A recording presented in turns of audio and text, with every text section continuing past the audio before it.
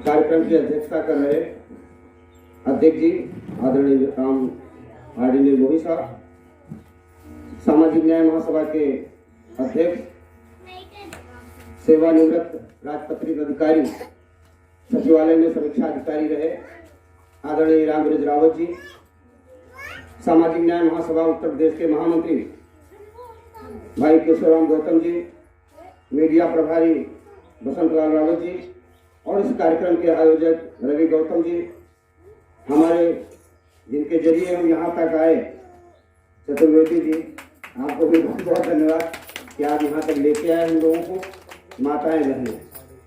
देखिए चर्चा बड़ी लंबी हो चुकी है और कुछ ऐसा गड्ढम गड्ढ है कि मैं नहीं समझ पा रहा हूँ कि कहाँ से शुरुआत करूँ और कहाँ पे अंत करूँ। सामाजिक न्याय है क्या? सामाजिक न्याय को समझने के लिए एक दो उदाहरण समझना जरूरी है। राम और रावण के बीच में युद्ध होता है, सबने सुना, रामायण में देखा, और जहां तक मेरी आवाज जा रही होगी वहां तक लोग सुन रहे होंगे। राक्षसों की सेना आई तो भालू बंदर और चीर चीर के फाड़ फाड़ के फेंकती रही, ना मालूम कितने रामादल के लोग मर गए। लेकिन जब लक्ष्मण जी को बाण लगा, जब वो मूर्छित हुए और जब कहा गया कि भोर होते होते वो मर जाएंगे, तब चर्चा हुई कि इनको बचाया कैसे जाए। और तब चर्चा बनी कि एक लंका में वैद्य जी हैं, सुसेन वैद्य, उनको लाओ। और तब सुसेन वैद्य बुलाए गए। समझिएगा, बहुत पंडित जी आपको ज्यादा, आप हमेशा कथा सुनाते हो, हम आपको सुना रहे हैं। बड़ी बढ़िया चर्चा हुई कि सुसेन वैद्य को बुलाया जाए, और सुसेन वैद्य बुलाए भी गए। और सुसेन वैद्य ने कहा कि जो संजीवनी बूटी वहां है द्रोण पर्वत पे, वहां से ले आओ तो लक्ष्मण की जान बचाई जा सकती है। और सुसेन वैद्य के कहने से संजीवनी बूटी आई और लक्ष्मण के प्राण बचाए गए। अब बहनों से भी कहूंगा, सब लोग थोड़ा ध्यान दीजिएगा, और ध्यान नहीं दिया चर्चा में मजा नहीं आएगा। गौर से सुनिए, ध्यान दीजिए। सामाजिक न्याय क्या है? राम और रावण के बीच में युद्ध हो रहा है, दोनों बड़े लोग हैं। सुसेन वैद्य को लंका से लाया जा रहा है, रावण कोई विरोध नहीं कर रहा है। यानी बड़े लोगों की लड़ाई में छोटे लोगों की मौत का कोई कीमत नहीं होता है, कोई मतलब नहीं होता है। ये हमको रामायण से शिक्षा मिलती है। बड़े लोगों की लड़ाई में छोटे लोगों की मरने की कोई कीमत नहीं होती, वो कोई समाचार नहीं होता। क्योंकि अगर भगवान राम चाहते तो सुसेन वैद्य को रातों रात बुलवा के और एक भी भालू बंदर को मरने न देते, रामादल की सेना खपी न होती, मरी न होती। ये समझ लीजिएगा, ये है सामाजिक न्याय। बड़े लोगों का, अमिताभ बच्चन को आज कोरोना हो गया है। अब सुबह से शाम तक टीवी में जब खोलो तो अमिताभ बच्चन का ये हाल है। आज अमिताभ बच्चन ने बिस्कुट खाया है, आज अमिताभ बच्चन को सांस आई है। और यहां लखनऊ में कितने लोग मरे, बाराबंकी में कितने गरीब गुरबा मर गए, जिनको ऑक्सीजन की कमी हुई, ऑक्सीजन नहीं उपलब्ध हो पाई, लेकिन वो समाचार नहीं बना। यही सामाजिक न्याय है। हमारी लड़ाई है कि चाहे गरीब हो और चाहे अमीर हो, मेडिकल सुविधाएं एक जैसी मिलनी चाहिए। अगर सुसेन वैद्य आकर के लक्ष्मण को बचा सकते थे तो रामादल का एक भी भालू बंदर नहीं मरना चाहिए। अगर बड़े लोगों में संधि हो सकती थी, अगर शिवलिंग की स्थापना करते समय सीता जी को आना जरूरी था और रावण सीता जी को भेज सकता था राम के साथ, तो युद्ध को भी टाला जा सकता था। लेकिन वो एक परंपरा थी, एक कल्चर था, तो युद्ध हुआ। और इसलिए हम कहना चाहते हैं कि चलो चलो बुद्ध की ओर, युद्ध से बचो। चलो बुद्ध की ओर, युद्ध से बचो। जब बुद्ध की ओर चलोगे तो युद्ध से बचाव होगा। और एक बात और कैसे बताना चाहते हैं आपको, सामाजिक न्याय को समझिएगा।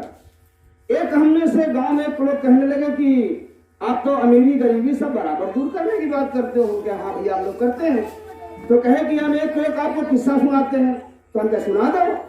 कहीं एक बार लक्ष्मण जी ने रामचंद्र जी से कहा कि प्रभु आप तो सारी दुनिया के भगवान हैं, फिर अमीर गरीब क्यों बना रखा है? तो रामचंद्र जी ने कहा अच्छा ठीक है, तुमको हम समझाते हैं। तो उन्होंने कुछ ऐसी माया फैलाई कि एक दिन लक्ष्मण जी के घर का पनारा टूट गया। तो उन्होंने कहा रामचंद्र जी ने कि जाओ कोई पनारा बनाने वाला ठीक कर लो, और उन्होंने अपनी माया से सब गरीब अमीर बराबर कर दिए। तो जब किसी को ढूंढने गए भैया पनारा ठीक कर दो, तो कहते तुम हमारे खुदे नापता ठीक कर दो, कहा तुमसे कम हम का। तो कहा लगा ये भगवान राम जो ने गरीबी अमीरी बना के रखी है, सबका बराबर नहीं की है। अब यह उनके कहानी है, यह उनके कथा है, और हमारी कथा यह है कि मनई जैसे हाथ पांव, मनई जैसी काया। अरे जब तुम्हारे हाथ पांव है, हमरे हाथ पांव है, तो कहे हम तुम्हारा पनारा ठीक करी, तुम अपन पनारा अपने हाथे नहीं ठीक कर सकते। का सामाजिक न्याय यह है कि अपन काम अपने हाथे करे सीखो, सब लोग थोड़ा थोड़ा काम करियो, तो बेईमानी खत्म हो जाए, सबका कीमत पता चल जाए कि जब फावड़ा चलावा जाता है तो हाथ में छाला परत है, और दर्द का हो तो पीड़ा का हो। थोड़ा थोड़ा काम सब लोग करिए। और जितनी बातें भैया लोग बता चुके हैं, वहां बतावे में हम ज्यादा बार बार में कहवे, केशवराम जी बताएंगे सब बातें ना दोहरे गए। जैसे जुर्म हो रहा है, अन्याय अत्याचार हो रहा है, तो वैसे लड़े के लिए पहले सामाजिक न्याय यूं है कि पहले सामाजिक न्याय घर से शुरू करो, घर से शुरू करो। आज जो बहनी बैठी हैं इनके ऊपर बड़े से बड़ी दयावत, बड़ी गुस्सा हो, दयावत गुस्सा हो। दया ही बड़े आवत है कि जब इनके बेटवा विवाह हुआ तो चारण वाले दिन कहीं कुंवारी खवावे, न उठाई ना ढूंढ के बिचेगा, तेल चढ़ावे कहीं कुंवारी लौंडियन के लाभ बोल के। और जब इन्हें घर में बिटिया पैदा हुआ तो बदल वाली पूछी न हो बड़का हो फलाने हुआ, तुमने ये कहा हुआ बोल है, कहा होगा बिटिया आई मुंह बनेगा। खुद बिटिया है और बिटिया आई है तो मुंह बनेगा, और घर वाले तो हाल देते हैं। ये सामाजिक न्याय है कि ना बेटी को ये बहन पैदा करती है, इसके हाथ में नहीं है। नर नारी के सहयोग से औलाद पैदा होती है, वो बेटी भी हो सकती है, वो बेटा भी हो सकता है। अगर बेटे के पैदा होने पर 10 गोला छुड़वाते हो तो बेटी के पैदा होने पर 1000 गोलियां लगनी चाहिए, 1000 गोले लगना चाहिए। ये सामाजिक न्याय है। आदरणीय आर.डी. निर्मोहन जी जो इतिहासकार हैं, कई किताबें लिख चुके हैं और समाज में सामाजिक व्यवस्था को बदलने में, सामाजिक अन्याय का प्रतिकार करने में एक लंबा इतिहास उनका रहा है। उनके लिए एक चंद आसार पेश करूंगा। गुस्ताखी माफ हो। बूढ़ा तो हो गया हूं, बूढ़ा तो हो गया हूं, मगर ठाठ वही है, तलवार पुरानी है मगर काट वही है। माननीय आदरणीय आर.डी. निर्मोहन जी अपने विचार। धन्यवाद संचालक महोदय, और इन ग्रामवासियों को भी बहुत बहुत धन्यवाद। आज यहाँ मैंने एक विचित्र बात देखी जो कि मुझको पहले कहीं नहीं दिखाई पड़ी कि किसी भी सभा में इतनी ज़्यादा महिलाओं की शिरकत हमने और कहीं नहीं देखी, जहाँ आज इतनी ज़्यादा बड़ी संख्या में महिलाएं जो है इन संगोष्ठी में आए। हमारे भीम भैया और राम रावत जी अपने विचारों को खूबी इन महिलाओं को समझाया। केवल एक रिक्वेस्ट हमको करनी है महिलाओं से कि एक शब्द चलता है डिजीरो डिफेक्टो, उसको हमारे वकील साहब जानते हैं, लेकिन उसका हिंदी है कि कानूनी सत्ता और व्यवहारिक सत्ता।